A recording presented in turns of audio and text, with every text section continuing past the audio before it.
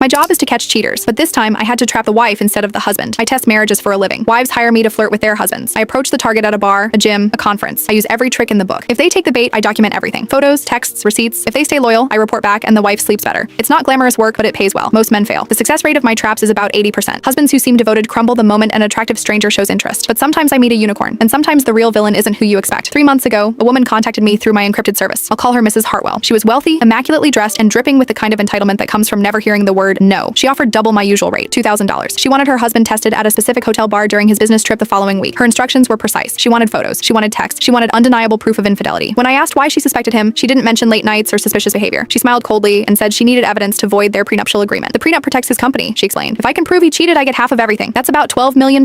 She wasn't testing her husband because she was worried. She was hunting him because she wanted his money. Red flag noted. But money is money. I took the job. The following Thursday, I positioned myself at the hotel bar where Mr. Hartwell was attending an industry conference. He arrived around 8, sat alone, ordered a whiskey. He was handsome, mid-40s, well-dressed, confident but not arrogant. The kind of man who usually makes my job easy. I approached. I sat next to him. I deployed every weapon in my arsenal. The hair touch, the lingering eye contact, the accidental brush of my hand against his arm. I laughed at things that weren't funny. I leaned in close. I asked if he wanted to continue the conversation somewhere more private. He pulled back. He lifted his left hand, showing me his wedding ring. I appreciate the attention, he said politely, but I'm married. I love my wife. I'm not interested in anything beyond this conversation, so I think it's best if you find someone else to talk to. He didn't waver. No hesitation. No lingering glance. No second thoughts. He was completely, genuinely loyal. I reported back to Mrs. Hartwell the next day. I expected relief. I expected gratitude that her husband was faithful. Instead, she exploded. "You're useless," she screamed. "I paid you $2,000 and you couldn't even get him to flirt? I'm not paying you a dime unless you get him in a hotel room with photos." I reminded her that I test loyalty, not manufacture affairs. She didn't care. She kept screaming about how she needed that prenup voided, how she was tired of being married to him, how she deserved his money after putting up with him for 8 years. "He's boring," she spat. "I want out and I want what I'm owed. So either you get me those photos or you get nothing." She didn't know I record every client debrief. It's a safety measure. In my line of work, angry clients sometimes make threats. Documentation protects me. That recording captured everything. Her admission that she wanted to frame her husband. Her confession that she planned to use fabricated infidelity to steal his assets. Her explicit acknowledgement that she was hiring me to destroy an innocent man. I didn't argue with her. I simply ended the meeting and went home. That night, I found Mr. Hartwell's business email through his company website. I composed a message with the subject line, "Your wife's plan." I attached the audio file. I attached screenshots of her initial hiring request. I attached the payment records showing she'd contacted a professional honey trap service. I explained everything. Who I was, what she hired me to do, what he said at that bar, and what she said when she didn't get the result she wanted. He responded within 2 hours. Mr. Hartwell filed for divorce the following week. He cited the evidence I provided. His lawyers argued that his wife had engaged in a deliberate scheme to defraud him through manufactured infidelity claims. The prenup held. Mrs. Hartwell got nothing. No 12 million, no company shares, just the standard separation terms she would have received anyway. She tried to sue me for breach of confidentiality. Her lawyers dropped the case when they heard the recordings. 2 months after the divorce was finalized, I received a check in the mail. $5,000. No return address, but the memo line read, "Thank you for your honesty." I cashed it. Mrs. Hartwell wanted me to destroy her husband. Instead, I gave